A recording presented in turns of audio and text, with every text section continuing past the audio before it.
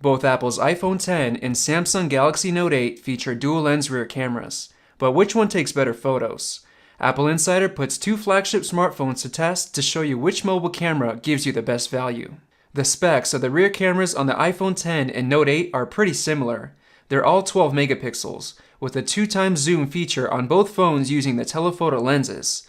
Both phones have dual optical image stabilization as well. The Note 8 has also introduced their own version of Apple's rear-facing portrait mode feature, named Live Focus.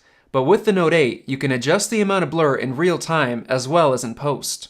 With iOS 11, you can now enable and disable the blur effect on Apple's portrait mode photos, but you can't adjust the blur. iOS 11 also brought a new high-efficiency photo format, which uses half the storage as before while maintaining image quality. The Note 8 also gets a cool dual capture feature, where it'll take a photo using both lenses while in live focus mode, allowing you to switch to the wide lens in post if you choose to. You get a slight increase in megapixels using the Note 8's front-facing camera, but the iPhone X includes the sophisticated true-depth front-facing camera system, which allows for Face ID authentication and a bunch of other features like selfie portrait mode. The Note 8 also has a selfie selective focus mode, so we'll try that out as well. Now let's move on to actually comparing some photos. Starting with rear-facing portrait and live focus modes, we instantly noticed that the Note 8 was oversaturating the colors, though it did do a better job at taking care of the glare near the bottom of the photo. The iPhone X's colors are much more accurate to what we saw through our eyes. Cropping in, we can definitely tell that the Note 8 looks sharper. The X's image looks slightly out of focus, but it's the best out of 3 photos that we took, so it may just be the glare messing with it. Moving on to the wide lens, we don't see much of a difference except the oversaturation on the Note 8. We can also tell that the iPhone X has more contrast if you look at the ground. Cropping in, we see a bunch of noise on the hoodie with the Note 8. The iPhone X does look slightly sharper as well. Up next is a regular selfie photo. The colors don't seem too much off this time, but you can tell that the iPhone X has more contrast.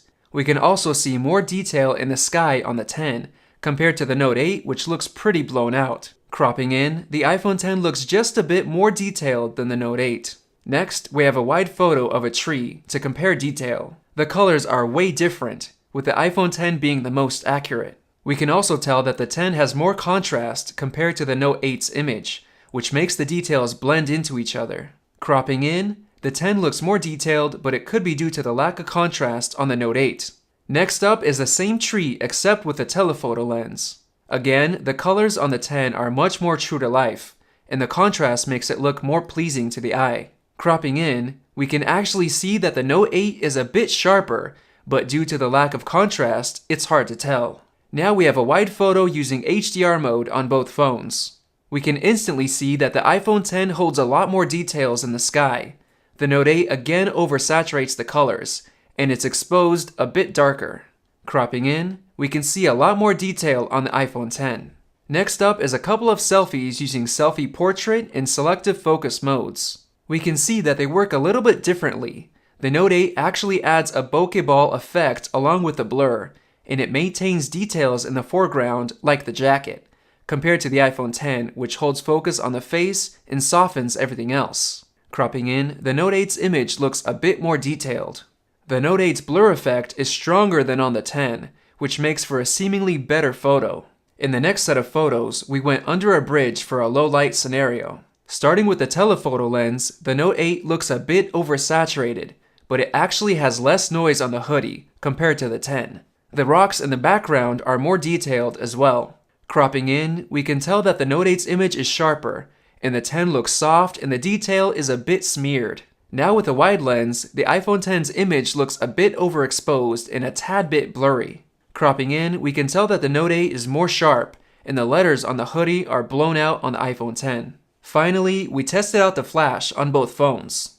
The image on the Note 8 is distractingly yellow and completely misses the mark in terms of accuracy. The iPhone X is much more accurate, and it does a better job of balancing the brightness of the background and foreground.